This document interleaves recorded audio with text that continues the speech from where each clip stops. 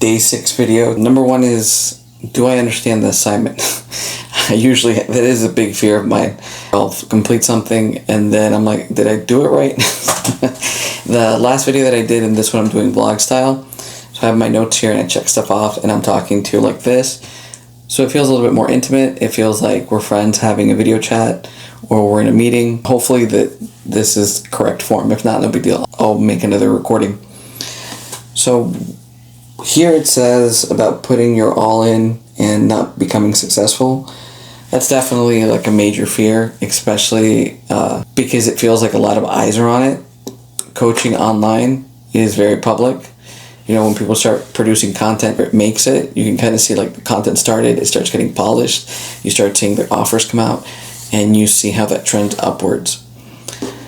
Of course, we don't see all the behind the scenes and the building up. Another thing would be having to go back to trucking full time. I don't want to do it because, at least not full time. I'm going back to it now to supplement so I can continue doing this program and I can continue building my coaching. But this would pull me away from my elderly parents that live here.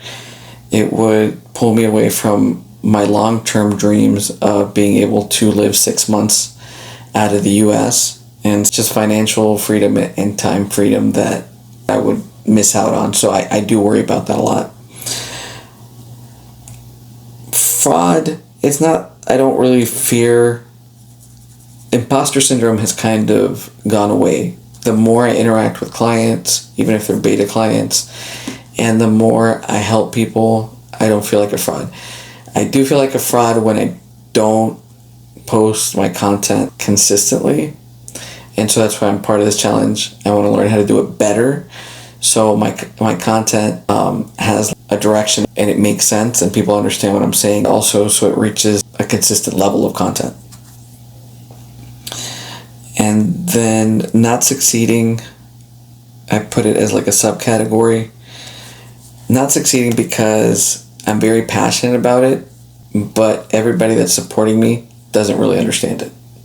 Not succeeding would hurt in that aspect too, because even though I'm being supported, it's kind of like, okay, let's see what you're doing. I'm being supported, but it's not the same. It's not like I'm saying, hey, I'm getting a technical degree in this and I'm going to go work in Wyoming doing something. Like everybody would be on board with that, except for my parents, because I live in Florida and they're older. If I told my mom I was going to buy some lawn equipment and cutting lawns locally, I think she would understand that a little bit better, because online business isn't as tangible. So there's no way for them to measure it. I would also have to say, tying into not succeeding and being supported, I'd have to say losing my spouse's respect and admiration, because I've always been somebody that we've worked together as a team as CDL drivers, and when we didn't, it was positioning myself for better pay and better health insurance. This is very different. This is something like I have a vision, I have a dream, and I'm taking the steps to get it done.